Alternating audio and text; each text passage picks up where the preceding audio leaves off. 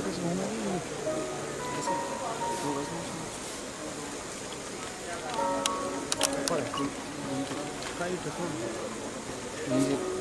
चिल्लाओगे मैं कल से करिए करिए रुक होगा तो टाइट है करिए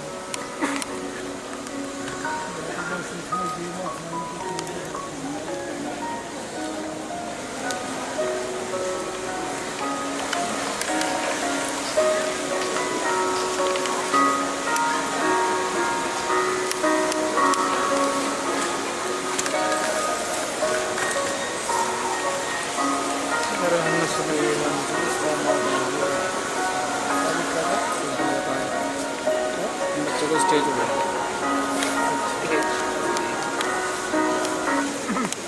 प्रोग्राम तो ही एक घंटे तक लेगा तो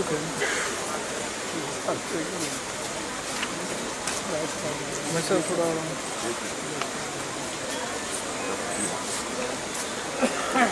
क्या बता I welcome you all to this seminar, End of Illness. पिछले 2 महीनों से we are conducting these programs, as you could see on the slides. आपने अभी देखा. Nothing in this world can destroy your happiness more than you are trying to live with an illness. You are trying to live with a sickness. दुनिया में सबसे ज़्यादा दुखदायी चीज़ है बीमारी के साथ जिंदा रहने की कोशिश करते रहना. इससे पहले कि हम प्रोग्राम फॉर्मली शुरू करें, मैं आदर्श विद्या निकेतन की प्रिंसिपल डॉक्टर अनुरूप कौर को रिक्वेस्ट करूंगा, जिन्होंने 7 अप्रैल को आपने फोटोग्राफ देखा किरण बेदी जी जब आई थी, आप ही की तरह यहाँ पे आके like one of the participant attend किया और उसके बाद उन्होंने जो अपने स्कूल में किया, अपने घर में किया, मैं चाहूँगा कि आप अपने शब्दों में ये एक्सपीरियंस ऑडियंस से शेयर करें. I welcome Dr. Anurup Kaur, the principal of Adarsh Vidya Niketan.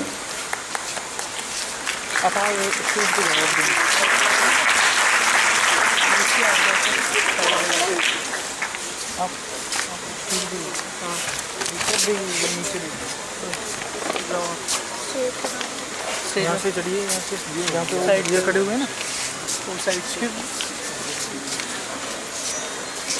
Stage पे जाइए, जाओ उनके साथ जाओ, स्टेज पे जाना है, जाओ जाओ ma'am. Good morning. Okay, today as I have got the opportunity from Dr. Vishwaroop Chaudhary to share my views on this concluding day of End of Illness program. First of all, I really welcome you all that you also became the part of this program as I became the member part of this program in the month of March and April. So first of all, I welcome our special guest, Shri PDT Acharya ji, and such a great personalities as you are looking that they are also going to join within a short time. So really the very first day when I was here to see about this or to hear about this program, I felt I was just wondering what exactly it is. But after knowing about this program, I concluded that Dr. Vishwaroop Roy Chaudhary is a revolutionary man. He is trying to make this world, this earth, free from illness. So, first of all, let me congratulate Dr. Vishwaroop Roy Chaudhary, and definitely you will also feel like that after hearing from him. So, let us give a big clap to him for this wonderful job.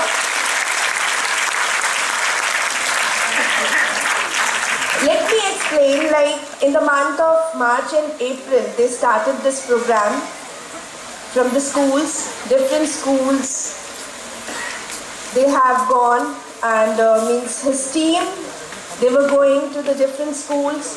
They were giving training programs, workshops, seminars to the students as well as teachers. After that, they selected some students and they invited them for one-day training program. The students who have joined that program, we came to know like they are also feeling very different type of experience after hearing.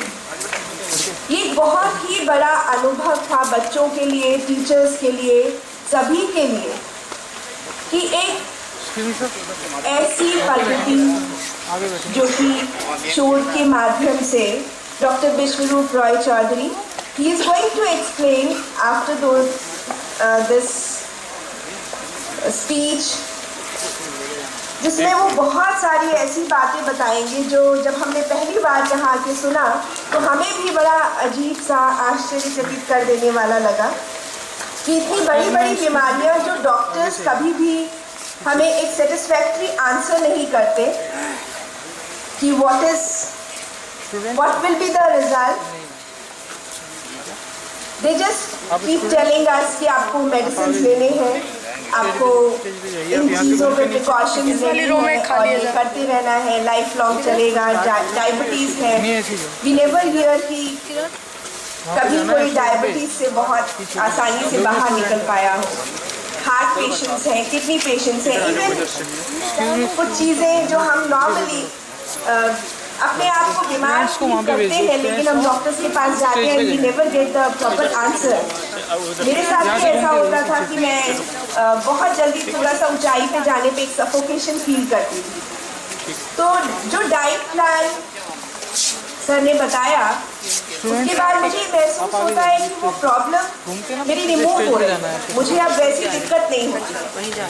मेरे father जो कि kidney and heart patient है, बहुत ही बुरी condition में काफ़ी time admit रहे PGI में भी, एंड उन्होंने इस डाइट चार्ट को फॉलो किया फ्रॉम लास्ट 1 मंथ और अब वो ये कहते हैं कि मैं काफ़ी बेटर फील कर रहा हूँ. So all these experiences, even my husband, my daughters, we all are following the diet. और कभी ऐसा नहीं लगता कि ये खाया नहीं जा सकता या anything else. means I know Dr. Vishwaroop Roy Chaudhary, he will explain you very well. So these things are very different and really I appreciate Dr. Vishwaroop for such type of revolutionary environment to make our earth illness free, disease free. So once again I congratulate him and it is really a wonderful job कि ये छोटे छोटे बच्चे, even हमारे school से भी काफ़ी सारे बच्चों ने ये 1 डे ट्रेनिंग प्रोग्राम जो कि इन्होंने 22 अप्रैल को ऑर्गेनाइज किया था उसमें पार्टिसिपेट किया और वो बच्चे आगे जा कर के अपने नेबर्स में, अपने पेरेंट्स को भी इस प्रोग्राम के बारे में बताते हैं. Now there are lot of queries. Even हमने डॉक्टर विश्वरूप रॉय चौधरी जी को अपने स्कूल में बुलवाया था तो वहाँ पे भी काफ़ी पेरेंट्स क्यूरियस थे and they heard him very patiently and they just thought कि this is really a very good thing that we are hearing from him. तो ये वाकई में बहुत बड़ी बात है जो कि उन्होंने हमारे सामने लाई है. And once again I would request you to give a big clap to doctor Biswaroop Roy Chowdhury for such a wonderful job. Thank you sir. हाँ जी, काम करो नीचे. अरे जाओ जाओ भाई साहब, ठीक है. ना ना ठीक है ठीक है.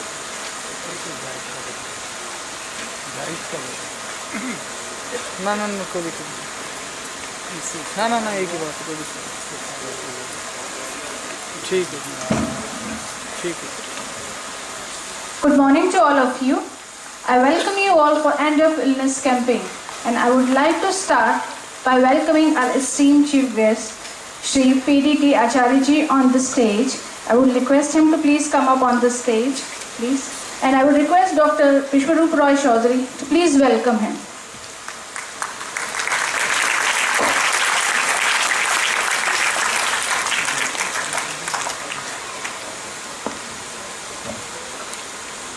Mr. PDT Achari is the former Secretary General of Lok Sabha. Welcome, sir.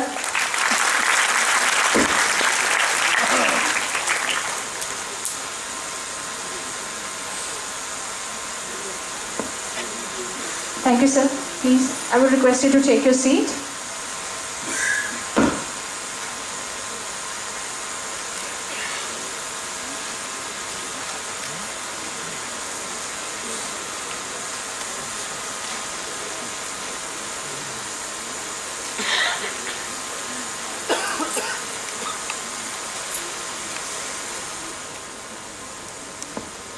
I would request Mr. Dharamveer ji to please come up on the stage.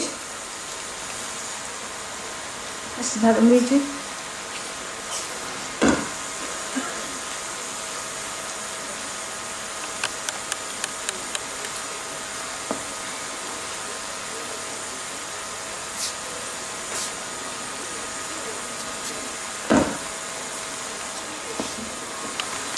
Thank you, sir.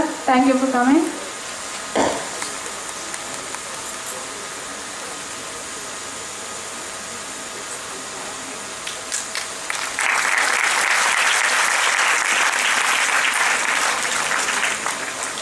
So I would request Dr. Vishwaroop Roy Chaudhary to start the session. Please welcome him.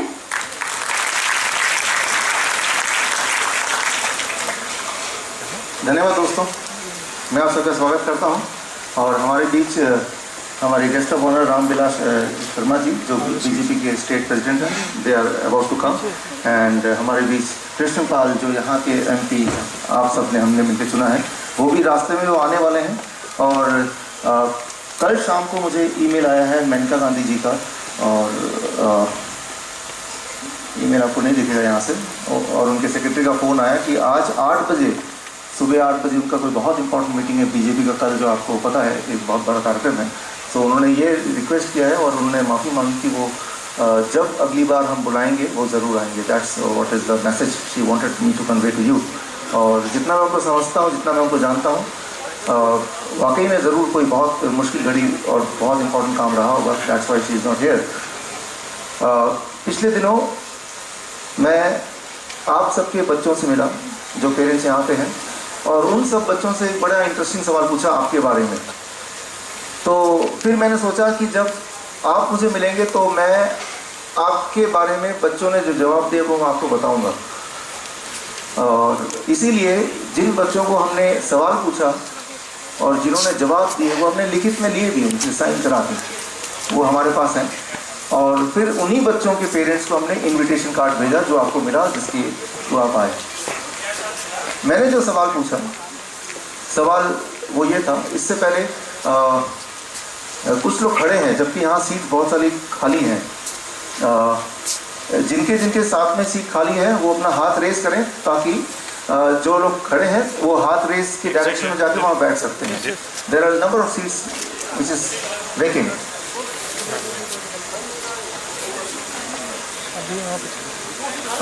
Rather आप लोग थोड़ा shift कर सकते हैं side by side ताकि इस तरफ ultimately seats खाली रह जाएं। कहाँ पे है? आप थोड़ा थोड़ा शिफ्ट कर लेंगे थर्ड रो। 2 सीटें हैं।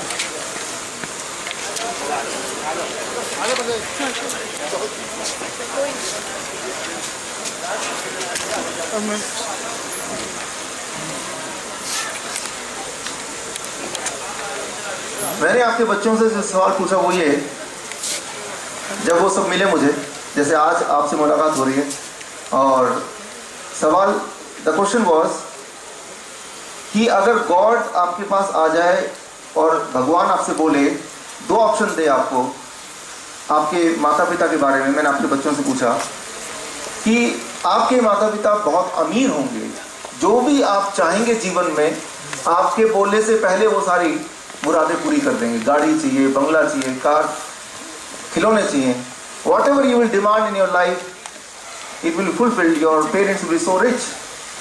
पहला ऑप्शन। लेकिन वो जीवन भर बीमार रहेंगे और 70 के उम्र तक वो चल बसेंगे, पहला ऑप्शन। या फिर आपके पेरेंट बहुत गरीब होंगे, इतने गरीब कि जिस स्कूल में अभी आप पढ़ते हैं उसकी फीस भी नहीं दे पाएंगे, और प्रिंसिपल बोलेगी आप कल मत आना स्कूल में, आपके पिताजी ने फीस नहीं दी।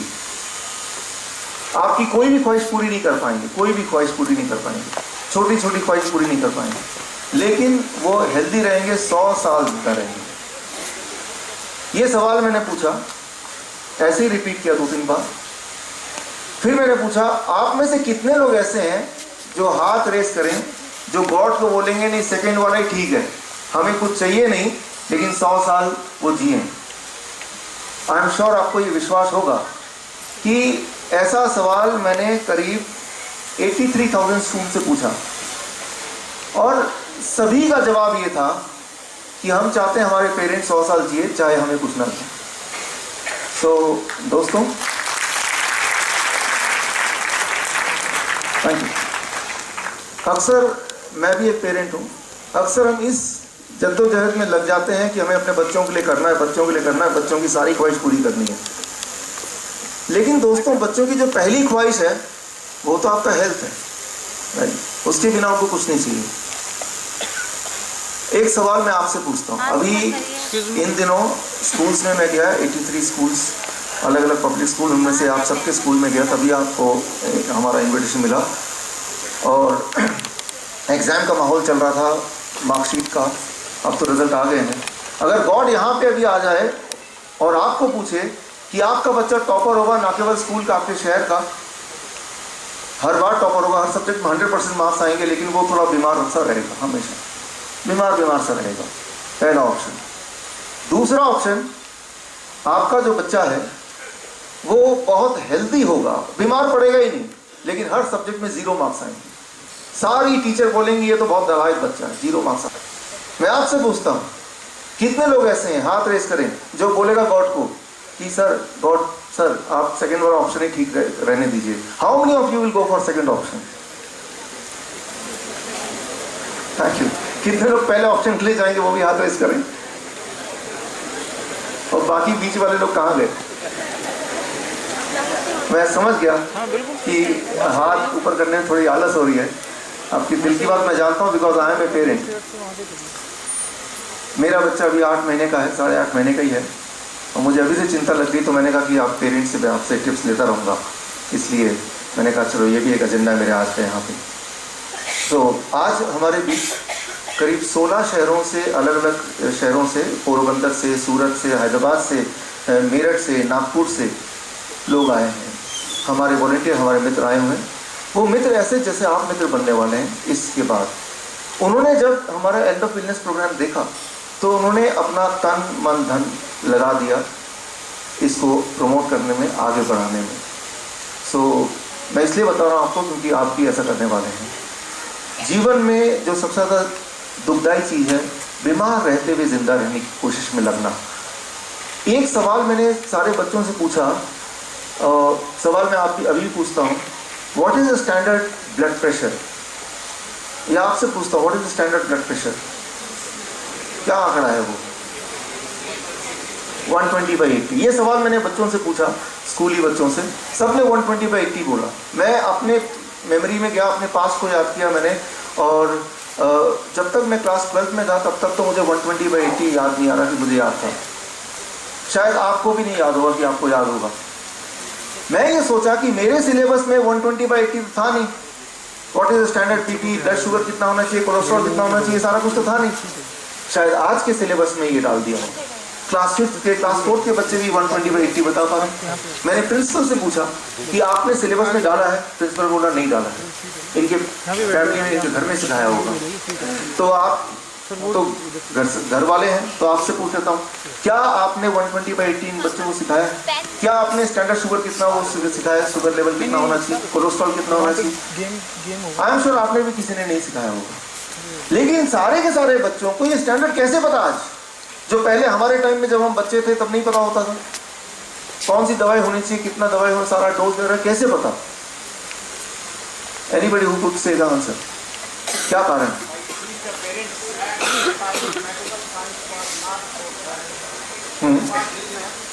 10 साल पहले सर आप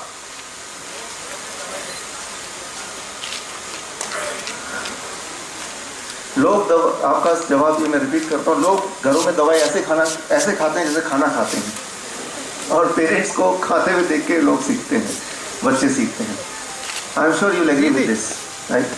लेकिन सवाल ये है कि 15 साल पहले जब मैं स्कूल में था, जब आप स्कूल में थे, याद कीजिए कितने से आप अंकल आंटी थे जिनको बीपी की शिकायत थी, डायबिटीज की गोलियां खाते थे, हाई कोलेस्ट्रॉल दवा लेते थे। क्या 15 सालों में इंसान की बायोकेमिस्ट्री एकदम से बदल गई? हेलो, ऐसा तो नहीं था। कह रहा हूँ भाई साहब, तो ऐसा क्या हो गया कि आज हर घर में लोग बीमार हैं इतने ज़्यादा कि बच्चे उसको देखते हैं और वही सीखते रहते हैं। सो हमें इसको ज़रा अंडरस्टैंड करना पड़ेगा। We really have to understand this. इसको अंडरस्टैंड करने के लिए मैं हेल्प लूँगा एक बच्चे की। आपका नाम क्या है? वैभव। कौन स्कूल में पढ़ते हैं वैभव? आयशा। वैभव को मैं पहले से जानता था, लेकिन मैंने कहा कि थोड़ा एक बार और मैं कंफर्म कर लूँ कि वैभव भी है क्या। वैभव इज़ ए गुड स्पोर्ट्समैन। वो 100 मीटर की रेस में हमेशा फर्स्ट आते हैं। अब इमेजिन कीजिए वैभव खड़े हैं, 100 मीटर की रेस की ये लाइन है, वैभव खड़े हैं, वहाँ से आवाज़ आ रही है कि 4, 3, 2, 1 के बाद एक गोली चलेगी, उसके बाद आपको भागना है। वैभव खड़े हैं, कान से सुन रहे हैं, और यहाँ और भी खिलाड़ी खड़े हैं और वैभव सुन रहे हैं, आवाज़ आ रही है 4, 3, 2, 1। जब वैभव ने 1 की आवाज़ सुनी, इस वक्त क्या आपको लगता है कि वैभव की हार्ट बीट अभी से फास्ट हो जाएगी, या जब वैभव एक्चुअली दौड़ने लगेंगे तब हार्ट बीट फास्ट होगी? पहला या दूसरा? पहला। अभी वैभव ने भागना शुरू नहीं किया, अभी उसने कुछ शुरू नहीं किया, अभी तो खड़े हैं, जस्ट सुन रहे हैं, अभी हार्ट बीट फास्ट शुरू हो जाएगी। You are right. लेकिन जरा सोचिए, अभी हार्ट बीट फास्ट कैसे हुआ? वैभव ने कुछ काम करना शुरू नहीं किया। अब जरा इसको अंडरस्टैंड करें। वैभव के दिमाग के अंदर जाते हैं।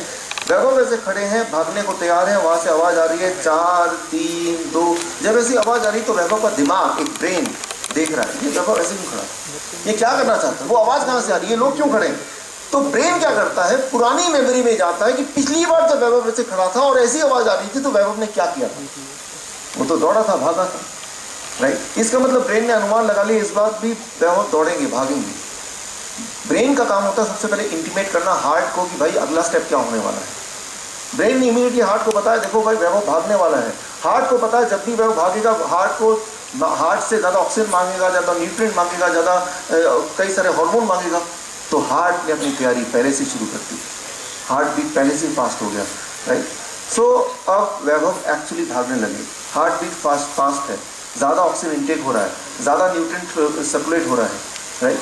लेकिन वैभव के बॉडी के कुछ ऑर्गन ज़्यादा काम कर रहे हैं, कुछ मसल्स पे ज़्यादा जोर आ रहा है, यानी कि उन मसल को ज़्यादा ऑक्सीजन चाहिए, उन मसल को ज़्यादा न्यूट्रिएंट चाहिए। इसका मतलब ये है कि कुछ ब्रेन को वहाँ ज़्यादा न्यूट्रिएंट पहुँचाना है तो ज़्यादा ब्लड फ्लो देना पड़ेगा। तो ब्रेन अगर वहाँ ज़्यादा ब्लड देगा तो total amount of blood is constant, वो तो एक जैसा ही है, वो ना बढ़ सकता ना घट सकता। तो ब्रेन सोचता है कौन से ऑर्गन से मैं ब्लड लेके उस ऑर्गन में पास ऑन करूँ, मसल्स को दूँ।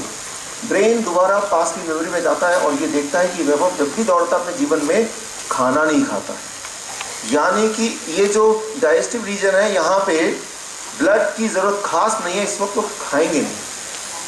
तो 25% ऑफ द ब्लड जो कि नॉर्मली इस वक्त भी आपके इस एरिया में सर्कुलेट हो रहा है, उसको ब्रेन स्विच ऑफ करके इसे 5% कर देता है। कितना सरप्लस बच जाएगा? 20%। तो वो 20% बाकी मसल्स में ब्रेन भेज रहा है, राइट। सो वैभव भाग रहे हैं, अभी भाग रहे हैं, राइट। ब्रेन उसको मैनेज कर रहा है। जब भागेंगे तो वैभव की जो बॉडी की हीट है वो बढ़ जाएगी या घट जाएगी? बढ़ जाएगी। लेकिन आपको तो पता है ना, ज़्यादा हीट अगर बढ़ जाए बॉडी की तो ज़्यादा हीट में बॉडी के ऑर्गन स्विच ऑफ होने लगते हैं, यानी कि बंद होने लगते हैं, यानी कि आप डेड हो सकते हैं। तो ब्रेन सोचता है अब मैं क्या करूं। ब्रेन के पास दो ऑप्शन है, या तो वैभव को थका दे, वैभव धड़ाम से गिर जाए, जैसा अक्सर आपने देखा, राइट। यानी कि अब आगे वैभव दौड़ेंगे नहीं, हीट अप ज़्यादा नहीं होगा। आपने देखा जब गाड़ी चलाते हैं धुआं निकलता है आगे तो गाड़ी को रोक देते हैं थोड़ी देर के लिए।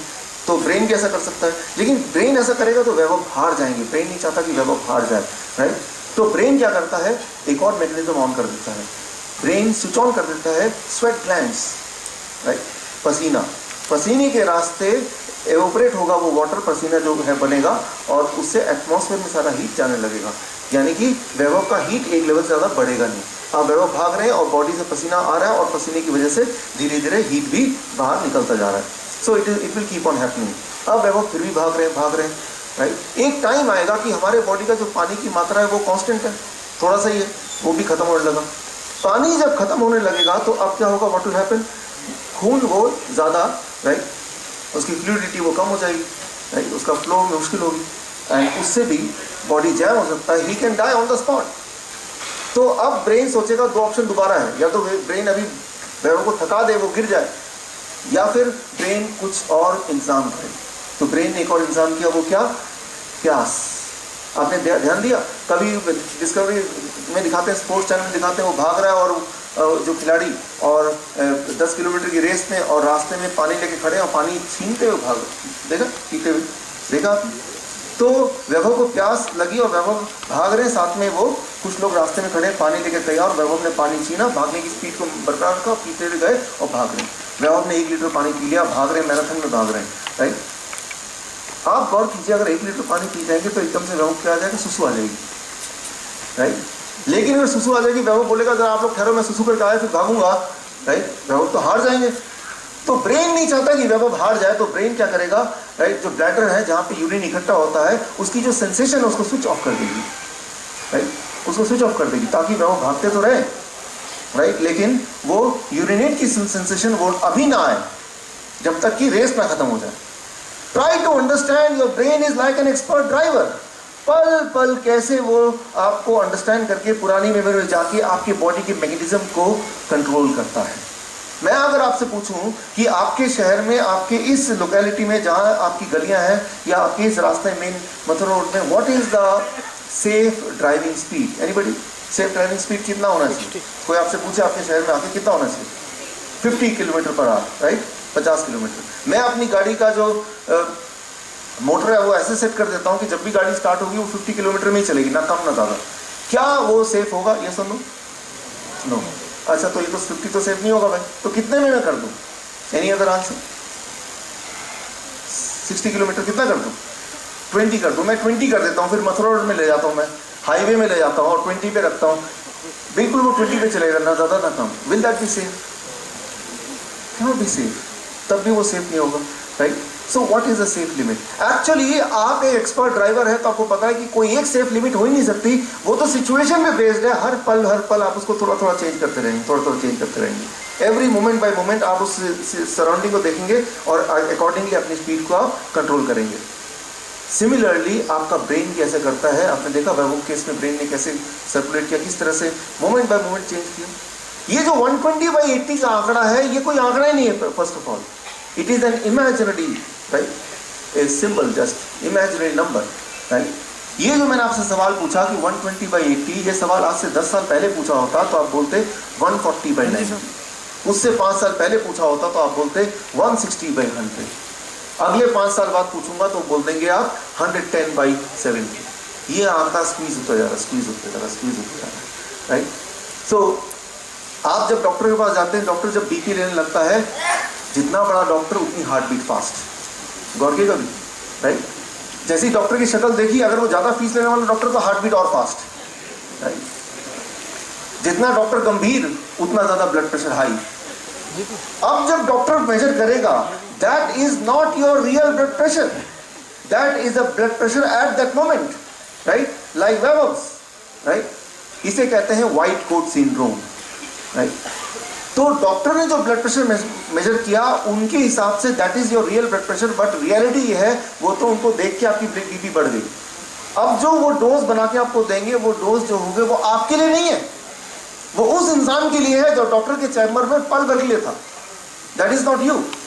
And 70% of the patient in the world they suffer from this sickness called white coat syndrome. आप ब्लड प्रेशर के शिकारी नहीं है, आप व्हाइट कोट सिंड्रोम के शिकार हैं।